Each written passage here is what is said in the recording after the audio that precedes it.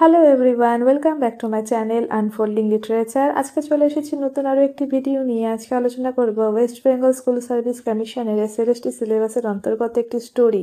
এই স্টোরিটি কিন্তু ক্লাস 9, 10 এবং 11, 12 দুটো সিলেবাসেই রয়েছে। স্টোরিটির নাম হচ্ছে দ্য লোটাস ওয়াটার, দেখতেই পাচ্ছ, এবং লিখেছেন উইলিয়াম সমরেস্ট মম।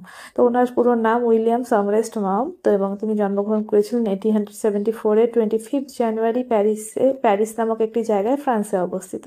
এবং তার মৃত্যু কিন্তু হয়েছিল 1965-এর 16 ডিসেম্বর ফ্রান্সের নিস শহরে।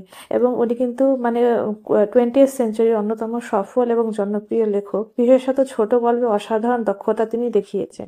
তার বিখ্যাত উপন্যাসগুলোর মধ্যে of human bondage, the moon and sixpence, the painted veil, the razor's edge এগুলো কিন্তু উল্লেখযোগ্য। এবং তার বিখ্যাত ছোট গল্পগুলির মধ্যে the lotus eater, rain, the ant and the grasshopper এগুলো বিশেষ উল্লেখযোগ্য। তার লেখার যে বৈশিষ্ট্য সেগুলো হচ্ছে সহজ ভাষা, তীক্ষ্ণ মানব চরিত্র বিশ্লেষণ, বাস্তববাদী দৃষ্টিভঙ্গি।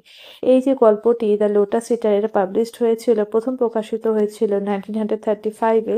এটি সমরেস্ট মমেরই একটি গল্প সংকলন দ্য মিক্সচার অ্যাজ বিফোরে কিন্তু এটা পাবলিশড হয়েছিল।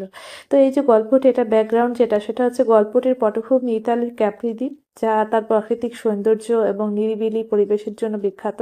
সমরেস্ট মম নিজের সফরের অভিজ্ঞতা থেকে অনুপ্রাণিত হয়ে এই স্থানকে গল্পের কেন্দ্র করেছেন। আর গল্পটির শিরোনাম দ্য লোটাস ইটার প্রাচীন গ্রিক পুরাণে লোটাস খাদকদের কথা মনে করিয়ে দেয়, যারা সুখের মোহে পড়ে দায়িত্ব বাস্তবতা ভুলে যেত। কিন্তু এই গল্পটি কিন্তু সেই গ্রিক কোনো গল্প নয়। এই গল্পটি চলো এবার কি বুঝে নিচ্ছি। এই গল্পের গভীর দর্শনভিত্তিক গল্প এটি একটি, যা মানব জীবনের উদ্দেশ্য, স্বাধীনতা, আর্থিক নিরাপত্তা ও সমাজের মূল্যবোধ এবং ব্যক্তিগত পছন্দের মধ্যে দ্বন্দ্ব তুলে ধরে। এই গল্পের মূল চরিত্র থমাস উইলসন নামের একজন ইংরেজ ব্যক্তি, যিনি জীবনের স্বাভাবিক গঠন এবং প্রচলিত নিয়মের বিরুদ্ধে গিয়ে এক অভিনব জীবনযাপন বেছে নেন। তার জীবনচর্চা, সিদ্ধান্ত এবং পরিণতি পাঠকদের এক গভীর চিন্তায় নিমজ্জিত করে। গল্পটি শুরু হয় ইতালির ক্যাপ্রি দ্বীপে, যেখানে লেখক নিজে বেড়াতে যান এবং সেখানে তিনি থমাস উইলসনের সঙ্গে পরিচিত হন। এই দ্বীপটি প্রাকৃতিক সৌন্দর্যে ভরপুর এবং সেখানে অনেক বিদেশিরা এসে শীতকাল অতিবাহিত করে। লেখক প্রথমেই উইলসনকে একজন নিরীহ, বিনয়ী এবং শান্তশিষ্ট মানুষ হিসেবে চিত্রিত করেন, যিনি দ্বীপে অনেক বছর ধরে বসবাস করছেন। উইলসনের জীবনধারা, আচরণ এবং অতীত সম্পর্কে জানার কৌতূহল থেকেই লেখক তার সম্পর্কে গভীরভাবে অনুসন্ধান করতে শুরু করেন। উইলসনের মুখে তার জীবনের কাহিনী শোনার মাধ্যমে গল্পটি একটি দীর্ঘ ফ্ল্যাশব্যাকে রূপ নেয়।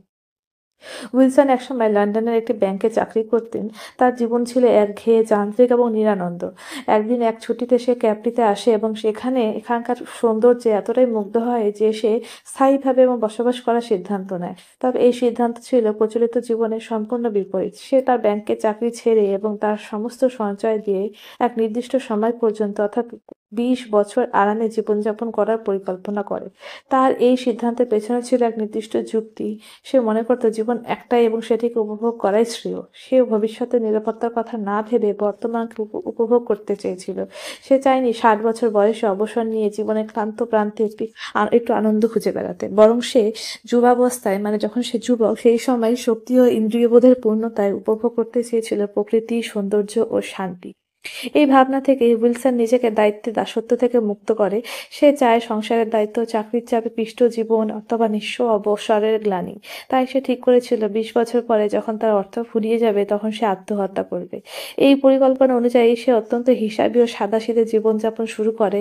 একটা ছোট্ট কটেজে একা বসবাস করত, কিছু বই পড়তো, গাছপালা ও ফুল গাছ দেখাশোনা করত, মাঝে মাঝে পাহাড় বেড়াতে যেত এবং দ্বীপের প্রাকৃতিক সৌন্দর্য উপভোগ করত। সে ছিল স্থানীয়দের প্রিয়, কিন্তু কেউই তাকে গভীরভাবে চিনত না। তার এই বেছে নেওয়া জীবনধারাকে কেউ কেউ পাগলামি ভাবত, কেউ বা অলসতা, আবার কেউ বা সাহসিকতা। কিন্তু এই জীবনযাপন যতটা শান্ত ও রোমান্টিক মনে হয়, তার গভীরে ছিল এক তীব্র আত্মসংঘাত। 20 বছর শেষ হওয়ার আগেই তার পরিকল্পনা ব্যর্থ হয়। যে সাহসিকতা নিয়ে সে আত্মহত্যার কথা ভাবত, 20 বছর পর সে সাহসে হারিয়ে ফেলে। জীবনের প্রতি তার যে তীব্র ভালোবাসা ছিল তা তাকে আত্মহত্যা করতে দেয়নি। এর ফলস্বরূপ সে দারিদ্র্য উপেক্ষা এবং মানসিক অবসাদের শিকার হয়ে ওঠে। সে আত্মহত্যা করতে গিয়ে ব্যর্থ হয় এবং পরে পাগল অবস্থায় জীবিত থাকে। মানুষের দয়ার উপর সে নির্ভর করে থাকে। লেখক যখন ক্যাপ্রিতে আসেন তখন উইলসনের এই দুরবস্থা প্রত্যক্ষ করেন। এই অবস্থার মাঝে লেখক উপলব্ধি করে জীবন এক নির্মম সত্য, যে মানুষ যতই স্বাধীনতা ও আনন্দ কামনা করুক না কেন, বাস্তব জীবন ও সামাজিক কাঠামো কিছু সীমারেখা রেখা নির্ধারণ করেই দেয়। উইলসন জীবনে একদিকে এক সাহসী স্বপ্নের প্রতীক, আবার অন্যদিকে তার ভঙ্গুর পরিণতি সেই স্বপ্নের বিপর্যয়ের ইঙ্গিত বহন করে। উইলসনের গল্প লেখককে গভীরভাবে নাড়া দেয়, কারণ তিনি বুঝতে পারেন যে এই মানুষটি শুধু নিজের স্বপ্নকে অনুসরণ করেননি, বরং সমাজের নিয়ম ভাঙার দুঃসাহস দেখিয়েছেন। গল্পের নাম দ্য লোটাস ইটার নিজেই অনেকটা তাৎপর্যপূর্ণ। আগেই বলেছি, গ্রিক পুরাণ অনুসারে লোটাস ফুল খাওয়া লোকেরা বাস্তবতা ভুলে গিয়ে এক ধরনের সুখানুভূতিতে ডুবে থাকত এবং ফিরে যেতে চাইতো না। উইলসনের জীবন সেই লোটাস ইটারদের মতোই। সে বাস্তব দায়িত্ব ও সামাজিক চাপে ফিরতে চায়নি, বরং সে প্রকৃতির কোলে শান্তিময় জীবনে আত্মমগ্ন থাকতে চেয়েছিল। তার জীবন ছিল স্বপ্নের মতো, কিন্তু শেষটা ছিল নির্মম। এই গল্প আমাদের শেখায়, শুধুমাত্র আনন্দ বা মুক্তির জন্য দায়িত্ববিহীন জীবন বেছে নিলে তা দীর্ঘস্থায়ী সুখ আনতে পারে না। জীবনের স্থায়িত্ব, নিরাপত্তা, সামাজিক সম্পর্ক এবং দায়িত্ববোধ এসবের মধ্যে একটা ভারসাম্য থাকা প্রয়োজন। উইলসন হয়তো তার জীবনের কিছু অংশে প্রকৃত সুখ পেয়েছিল, কিন্তু তার শেষ পরিণতি আমাদের মতো মনে এক তীব্র দুঃখ জাগায়। সোমরেশ মম অত্যন্ত সংবেদনশীলভাবে এই গল্পটি নির্মাণ করেছেন। লেখকের ভাষা, বর্ণনা এবং মনস্তাত্ত্বিক বিশ্লেষণ চরিত্র ও ঘটনার গভীরতা সৃষ্টি করে। তিনি কোনো সরল সিদ্ধান্ত দেন না, বরং পাঠকদের জীবনে এক জটিলতা তুলে ধরেন এবং নিজস্বভাবে মূল্যায়ন করতে বলেন। উইলসন সিদ্ধান্ত আত্মকেন্দ্রিক নাকি মুক্তিযুদ্ধের প্রতীক, তো সেটা কিন্তু পাঠকদের নিজস্ব উপলব্ধি। এই গল্পের আরও একটি গভীর তাৎপর্য হলো, এটি প্রশ্ন তোলে যে সমাজের গৃহীত জীবনপথ ছেড়ে কেউ যদি বিকল্প পথ বেছে নেয়, তবে কি তার মূল্য দিতে হয়? উইলসনের জীবনের শুরুতে ছিল স্বাধীনতা, আনন্দ ও প্রাকৃতিক নিবিড় সহচর্য, কিন্তু শেষে আসে নিঃসঙ্গতা, দারিদ্র্য, অবহেলা। এটি সমাজের কঠোর বাস্তবতাকেই তুলে ধরে, যেখানে কেউ সামাজিক কাঠামোর বাইরে গেলে তাকে স্বীকৃতি দিতে চায় না। উইলসনের চরিত্রের মধ্যে আমরা দেখতে পাই এক নির্জন প্রেম, প্রকৃতির প্রতি অদ্ভুত আকর্ষণ এবং জীবনকে এক নির্দিষ্ট ছন্দে বাঁচার ইচ্ছা। সে ছিল একজন স্বপ্নদ্রষ্টা, যে বাস্তব জীবনের কাঠিন্য এড়িয়ে শুধু সৌন্দর্য, শান্তির পথ চলতে চেয়েছিল। কিন্তু জীবন ও তার কঠিন বাস্তবতা নিয়ে সেই স্বপ্নকে ভেঙে দেয়। সে বুঝতে পারে জীবনের শেষ পর্যন্ত শুধু সৌন্দর্য নয়, প্রয়োজন অর্থ, সম্পর্ক, নিরাপত্তা এবং সাহস। উইলসনের দুর্ভাগ্যজনক পরিণতির মধ্যে দিয়ে লেখক এক ধরনের সতর্কবার্তা দেন। তিনি দেখান, শুধুমাত্র স্বপ্ন নিয়ে চলা যায় না, প্রয়োজন বাস্তবতা, পরিকল্পনা ও মানসিক দৃঢ়তার। উইলসন তার আত্মহত্যার পরিকল্পনায় সফল হতে পারলে হয়তো গল্পের মোড় ভিন্ন হতো, কিন্তু তার এই ব্যর্থতা তাকে জীবিত অবস্থায় এক মৃত জীবনের দিকে ঠেলে দেয়।